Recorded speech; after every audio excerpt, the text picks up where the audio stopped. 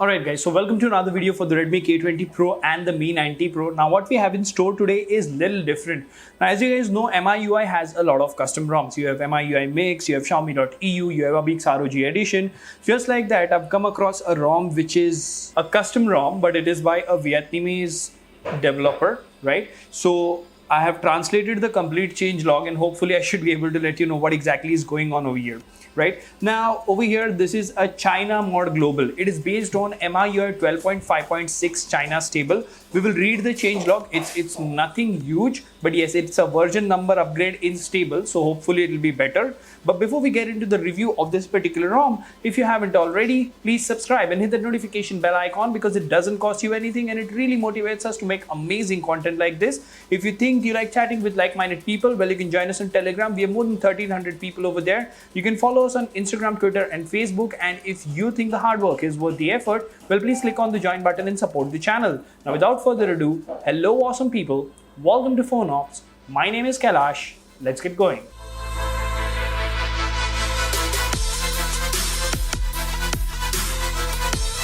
So let's see what we have here.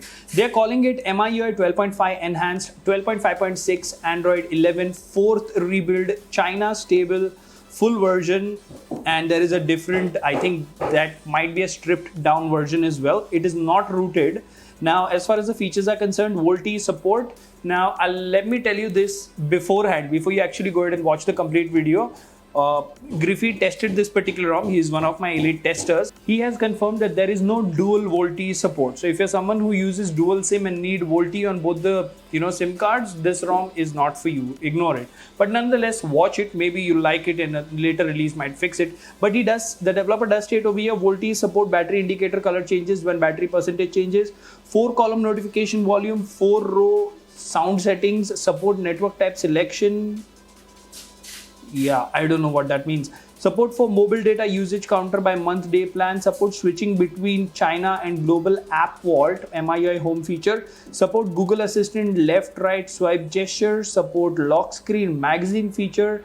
Charging effect, advanced power menu, enable in developer mode.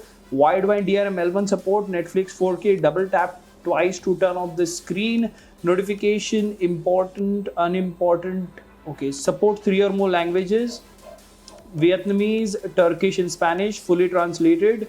Now instructions to enable Google Assistant, requirements, this, that. We will not exactly go into the details. You can pause this and you can maybe read. And as I said, this will be a quick review because I'm not really looking forward to this particular ROM because we already have a lot of simple to use custom ROMs. But if you talk about the camera application, usual stuff. Nothing new there. If you talk about the security application over here, I will tell you this, that you do have the new game turbo available. As you can see over here, you'll see that in a bit when I show you the benchmarks.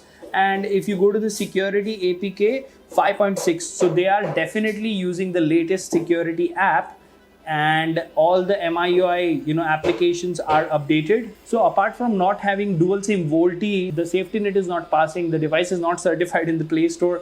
So this doesn't really look like a ROM that you should look forward to, but nonetheless, I'll quickly show you around. Let's see if we have anything new. Now, the whole point of sharing this particular video is not to recommend this particular ROM to you. The whole point of showing this particular video is that we try things for you so that you don't have to go ahead and waste your time doing that. Anyways, if we actually go to say my device, it does say MIUI 12.5.6 stable, and if you go to what's new, looks like this is a pilot tester only build. You do have access to Google Feed over here, which works absolutely fine. So the good thing, if there is any, one of the good things is this is China stable, but it has access to complete Google Play Store. The developer did mention that they have removed the get apps thing, so that is not present. You will have to manually install the super wallpapers if you want to use them. So as you can see over here, these are the inbuilt super wallpapers which are working absolutely fine. Now apart from this, if you actually go to settings, you go to my device, okay, you go to all specifications, we'll come to know what security patch we have. 1st October. So after October, the security patch for this particular device has not been updated, right? And the MIUI applications that are included in this particular ROM are updated. Now, additional features like, the advanced or the smart toolbox, if you go over here, You have privacy protection lab, MIUI lab, app flashcards, okay, floating window front camera effects, video toolbox, tap plus. So this is basically, I don't know what tap plus is. Press and hold an item on the finger with tap plus. Tap plus is a system service that allows you to analyze images, text by, oh, okay. It's like Google Lens, I think. You have the new game turbo, as I stated over here. You have the updated video toolbox and all these things. So this is basically a complete mainstream China stable transformed into a global mod so that you can go ahead and use it. But trust me, it's far from being a daily driver because VoLTE on dual SIM is not working. Your safety net is not passing. He has mentioned that wideband L1 is working, but no clue about that. I've not gone ahead and tested that. Under additional settings, I was thinking, if he has done something, then there might be RAM extension, which is not present here as well. Even okay, so this is something neat. You do have the performance toggle over here, which is really, really good. And that is surprising because on the POCO X3 Pro on the 12.5.7 update, everybody was getting this feature. I was not. Now, 10 minutes back when I checked it, this feature was missing, but right now it's available. So anyways, the battery life is typical MIUI. Let's quickly go ahead and have a look at the benchmark numbers, because apart from it being a China stable and being debloated, there is not much to talk about as far as this ROM is concerned. So let's actually go to the gallery application over here and let's not take a photo and let's look at the screenshot.